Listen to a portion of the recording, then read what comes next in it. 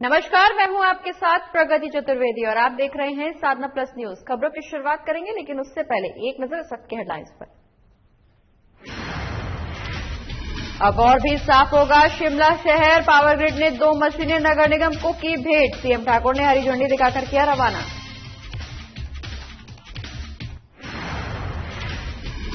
शिमला पहुंचे केंद्रीय वित्त राज्य मंत्री अनुराग ठाकुर, कांग्रेस पर जमकर साधा निशाना। कहा, कांग्रेस शासित प्रदेश कोरोना से लड़ने में रही फेल।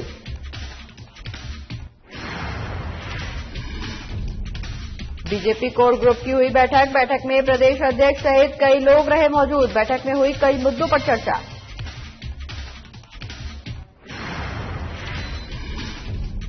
हिमाचल प्रदेश में उपचुनाव की तैयारियां हुई शुरू। चुनाव आयोग ने उपायुक्तों को ईवीएम की एफएलसी कराने के दिए निर्देश। 15 अगस्त के बाद उपचुनाव होने की संभावना। चलिए, खबरों की शुरुआत शिमला से करेंगे, जहां प्रदेश में बीजेपी मिशन रिपीट को लेकर शिमला में मंथन कर रही है। वहीं ये बैठक 3 दिन तक कोर कमेटी के साथ की जाएगी। बता दें कि इस बैठक में हिस्सा लेने के लिए केंद्रीय वित्त राज्य मंत्री अनुराग ठाकुर भी शिमला पहुंचे हैं, जहां मीडिया से रूबरू होते हुए अनुराग ठाकुर ने एक तरफ मोदी सरकार की नीतियों की तारीफ की, तो वहीं दूसरी तरफ कांग्रेस पर जमकर निशाना भी साधा। साथ ही मौके पर मंत्री अनुराग ठाकुर ने महंगाई, कोरोना और अनुच्छेद 370 पर खुलकर बातचीत की।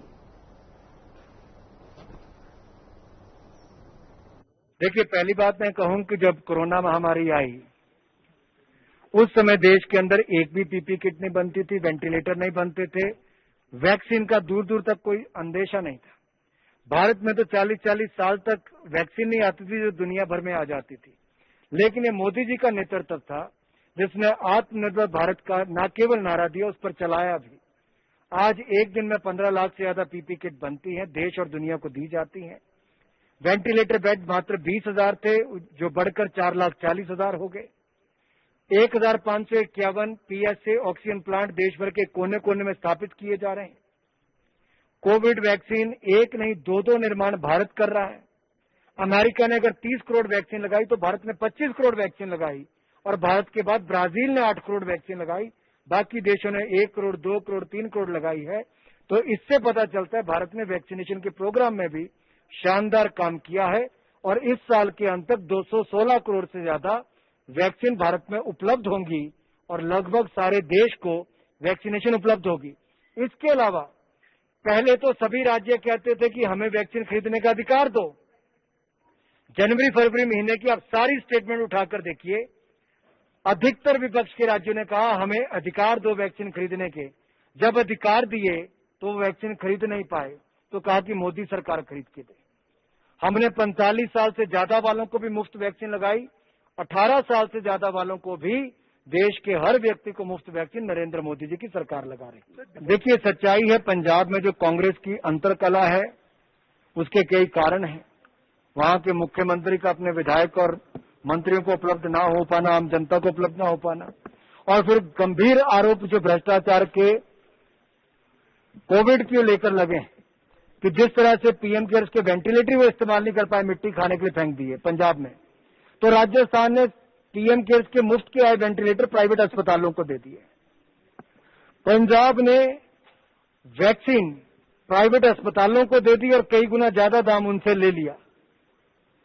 तो वहीं पर राजस्थान ने वो वैक्सीन को कूड़ेदान में फेंक दिया। तो सच्चाई है कि यहाँ के कांग्रेस के अपने ही नेता अपनी सरकारों से खुश नहीं है। ये कांग्रेस को देखना है, लेकिन कुल मिलाकर दोनों राज्यों में और कांग्रेस के कई और शासित राज्यों में बहुत बुरी हालत है। मैं बहुत धन्यवादी हूं, आपने सवाल पूछा।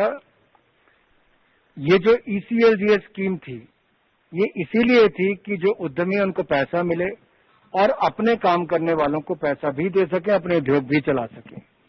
इसके अलावा ईपीएफओ में से भी उनको पैसे लेने का प्रावधान हमने किया था। जो बाकी केंद्र की सरकार की ओर से मनरेगा की योजना, जो पिछले साल का बजट 61,000 करोड़ था, उसको बढ़ाकर 1,01,000 करोड़ कर दिया था। बहुत सारे लोगों ने उसमें लाभ उठाया।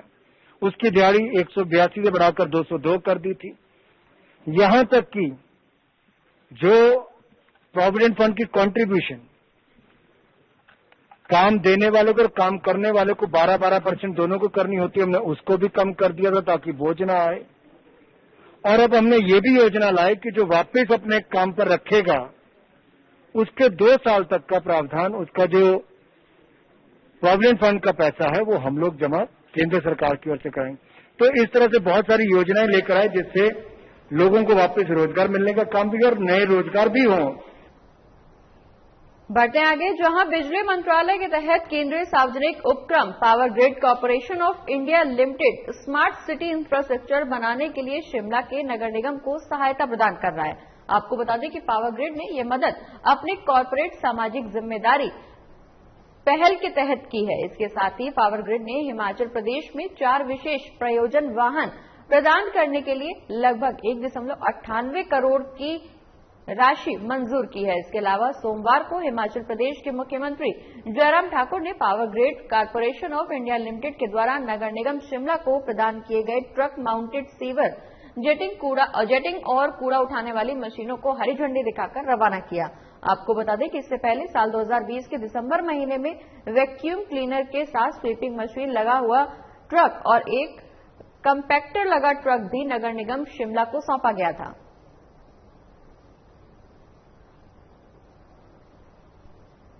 मुझे इस बात की प्रसन्नता है कि शिमला हमारा प्रदेश की राजधानी है और एक इंटरनेशनली नोन टूरिस्ट डेस्टिनेशन है। स्वच्छ रहे ये हमारी सबकी प्राथमिकता है और वैसे भी हिमाचल प्रदेश स्वच्छता के मामले में बाकी बहुत सारे राज्यों से बहुत आगे है। उस दृष्टि से स्मार्ट सिटी का दर्जा शिमला को मिलने के साथ साथ में शिमला शहर की सभी गलियों की सड़कों की सफाई ठीक प्रकार से हो सके शहर के अंदर, उस बात को सुनिश्चित करने के लिए हमको पावर ग्रिड की ओर से बहुत बड़ा एक सहयोग मिला है। 2 गाड़ियां जो सफाई के लिए आज हमको उपलब्ध करवाई गई हैं, जिनकी लागत लगभग 2 करोड़ के लगभग है, जिनको आज विधिवत रूप से हमने समर्पित किया, आज से डेडिकेट किया शिमला शहर की सफाई के लिए। और उसी प्रकार से 2 गाड़ियां पहले भी हमको उपलब्ध करा दी है और मैं इनका धन्यवाद करना चाहता हूं। और जो हमारी बात हुई है, बात के अनुसार ये भी है कि आने वाले समय में 2 और गाड़ियों का भी अरेंजमेंट कर रहे हैं। और एक बहुत बड़ा एक सफाई की दृष्टि से, वैसे मैन्युअली सफाई करने का काम यथावत चलता ही रहता, लेकिन अब टेक्नोलॉजी आगे आकर के इस तरह से अपना कंट्रीब्यूशन उस तरह से सफाई के मामले में दे, उस बात को सुनिश्चित करने के लिए इन दोनों गाड़ियों की एक बहुत बड़ी मदद हमको हिमाचल प्रदेश में यहाँ पर शिमला में मिलेगी। मैं एक बार फिर से पावर ग्रिड के सभी अधिकारियों का हृदय से धन्यवाद करता हूँ और इस सहयोग के लिए। और आगे भी आने वाले समय में भी जहाँ भी हमको सहयोग की आवश्यकता मिले तो मैं उम्मीद करता हूँ कि वो सहयोग भी हमको कामयाब रहेगा। काफी कम थे, लोगों को काफी परेशानी हुई, तो ऐसे में किस तरह से सर? देखिए, पूरा समाज परेशानी के दौर में से गुजर रहा है, उनकी परेशानियों से मैं वाकिफ हूँ। सरकार मदद करने के रास्ते जितने भी हो सकते हैं वो उनको हम बंद नहीं किया है, वो खुले हैं, लेकिन उनसे भी मैं यही कहना चाहता हूँ कि संकट के क्षण में वो भी परेशानी में है, हम भी परेशानी में है, सब लोग परेशानी में हैं, तो मिलकर के इसका रास्ता जो निकलता है वो निकालना चाहिए। हड़ताल कोई रास्ता नहीं है। देखिए, आने वाले समय में तो हमारी कोशिश यही है और ये निर्भर करता है हमारी वैक्सीन की उपलब्धता पर। वैक्सीन की उपलब्धता अगर हमारी ज्यादा हो जाएगी तो हम इसको और भी सरल और सबके लिए सहज बनाने की कोशिश कर रहे हैं, ताकि अवेलेबिलिटी जो है वो वैक्सीन की जैसे हमारे पास बढ़ती है तो उसके साथ इसको जो है बिल्कुल सरल तरीके से ये रजिस्ट्रेशन के प्रोसेस को और भी सरल करने की कोशिश करेंगे। लेकिन फिलहाल अभी तक हमको जो पिछले महीने जो हमको वैक्सीन उपलब्ध हुई थी वो 1,07,000 हुई थी। अब की बार हमको ये वैक्सीन की उपलब्धता थोड़ी बढ़ी है और उम्मीद कर रहे हैं हम कि जून के अंत तक जो है वैक्सीन की उपलब्धता हमको और ज्यादा बढ़ेगी। जैसे ही बढ़ेगी तो हम निश्चित रूप से तेज गति से आगे बढ़ेंगे। वैक्सीन लेगी कोई एडवाइजरी या कोई डायरेक्शन प्राइवेट स्कूल को करेगी? देखिए, एक बहुत ही इस तरह की परिस्थिति है, ये एक व्यवस्था का एक विषय है। जब हम स्कूल जो है वो उनको फंक्शनल नहीं कर पा रहे हैं तो ऑनलाइन एकमात्र माध्यम है हमारे पास टेक्नोलॉजी के माध्यम से हम बच्चों को कम से कम जो है जो आवश्यक हो सके उतनी तो हम उनकी पढ़ाई जो जारी रख सके, वो प्रयत्न किया जा रहा है केंद्र सरकार द्वारा, प्रदेश सरकार द्वारा। लेकिन फिर भी उसके बावजूद हम उम्मीद में है, बहुत बड़ी उम्मीद हमको लग रही है कि बहुत जल्दी ये दौर समाप्त होने वाला है। फिर उसके बाद जो है वो जो जिस तरह से पढ़ाई हमारी होती थी बच्चों की, उस प्रकार से उस माहौल को हम शुरू करने की स्थिति में हो जाए, ऐसा मैं उम्मीद करता हूँ। सर, ट्रांसपोर्ट की बात करें डायरेक्शन तो निश्चित रूप से उस बात को लेकर के जरूर। निजी बस ऑपरेट, देखिए, एक तो हमको मान के चलना पड़ेगा कि कोविड का ये दौर अब पूरे देश में थमता जा रहा है और हिमाचल प्रदेश में भी मामलों में काफी तेजी से गिरावट भी आई है।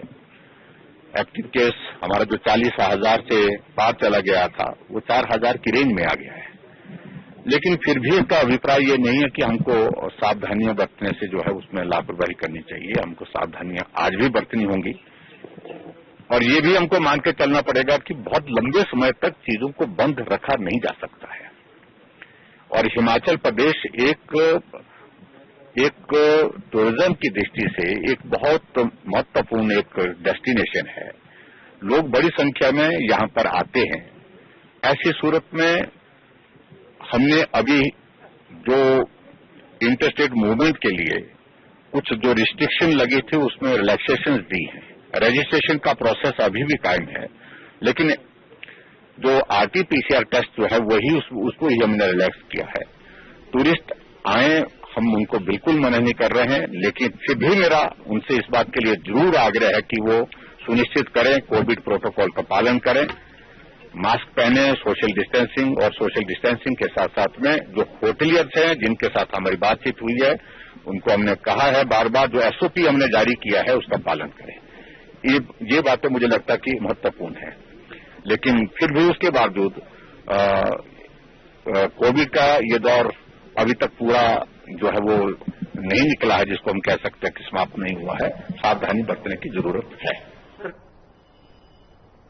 बढ़ते हैं आगे, जहां बीजेपी कोर ग्रुप की बैठक हुई है। आपको बता दें कि इस दौरान तमाम लोग यहां मौजूद रहे। बीजेपी कोर ग्रुप की बैठक में राज्य अतिथि गृह में पीटर हॉफ में बैठकों का दौर भी जारी है। वहीं बैठक में बीजेपी के प्रदेश अध्यक्ष और सांसद सुरेश कश्यप और प्रदेश प्रभारी अविनाश राय खन्ना, मुख्यमंत्री जयराम ठाकुर भी मौजूद रहे। आपको बता दें कि दोपहर 2 बजे तक बीजेपी की कोर ग्रुप की बैठक होगी। इसके बाद शाम 4 बजे से पार्टी के 2017 के प्रत्याशी जो विधायक हैं और जो चुनाव हारे हैं उन सबकी बैठक होगी।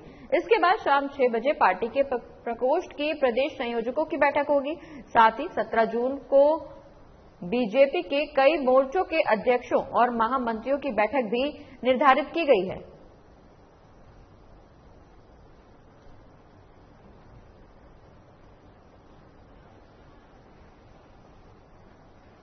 हिमाचल प्रदेश में अब चुनाव की तैयारियां अब शुरू हो गई हैं। आपको बता दें कि राज्य निर्वाचन आयोग ने मंडी संसदीय क्षेत्र के उपचुनाव की तैयारियां शुरू कर दी हैं। आयोग ने 6 जिलों यानी मंडी, कुल्लू, लाहौल स्पीति, किन्नौर, शिमला और चंबा जिले के उपायुक्तों को मंगलवार से ईवीएम की एफएलसी यानी प्राथमिक स्तर की जांच करने के निर्देश दिए हैं। उसके बाद एफएलसी के बाद ईवीएम मतदान के लिए भी तैयार होगी।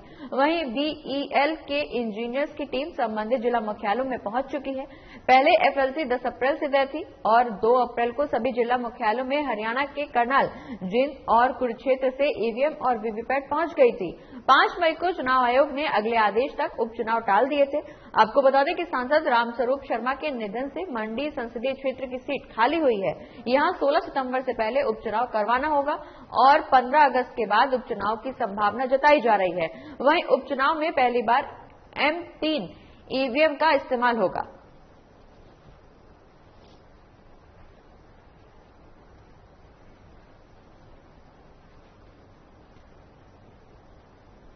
और इसी के साथ इस बुलेटिन में फिलहाल इतना ही। आप देखते रहिए साधना प्लस न्यूज। नमस्कार।